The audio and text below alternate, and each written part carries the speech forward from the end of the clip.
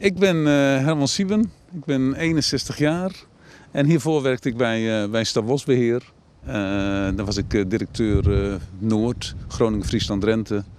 En ik heb ook gewerkt als consulent natuur- en milieueducatie.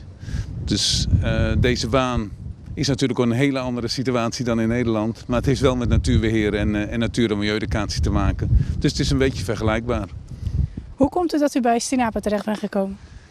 Ik zag deze baan ergens op Twitter en toen dacht ik van dat lijkt wel een leuke baan. Maar ja, ik was nog nooit op Bonaire geweest. Dus ik denk ja, je gaat niet solliciteren op een baan in een gebied waar je nog nooit geweest bent. En toevallig waren we op vakantie in april hier op het eiland.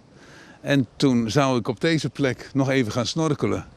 En ik liep hier toevallig voorbij en toen dacht ik ga nog even kennis maken met Stinapa. En toen vroeg ik of de interim-directeur er was.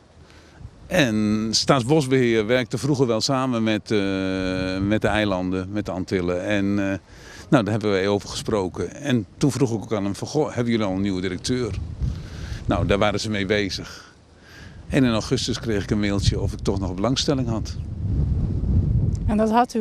Wat vindt u aantrekkelijk aan deze functie? Nou, het is heel bijzonder om...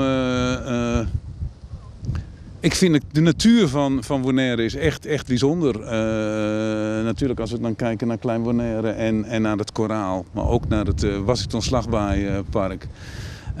Ik denk dat dit eiland ook economisch drijft op de schoonheid van die natuur. En beroepsmatig en privé ben ik betrokken bij natuur en natuurbescherming. Ja, dan is het heel bijzonder. Ja, en dan om de kans te hebben om in zo'n mooi gebied te werken, ja, die pak ik. Wat bent u van plan te gaan doen voor Stinapa, voor Bonaire?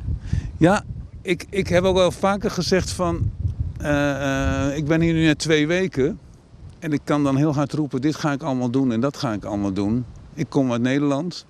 Ik denk dat het ook heel goed is om eerst goed te luisteren en te kijken wat ik ga doen. In plaats van meteen te zeggen van dit moet gebeuren en dat moet gebeuren. Eén ding waar ik wel een uitzondering op wil maken.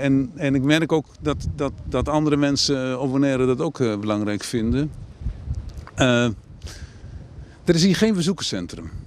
We hebben 2 nationale parken en een echt visserscentrum voor de toeristen. Maar ook voor de eigen bewoners van Bonaire.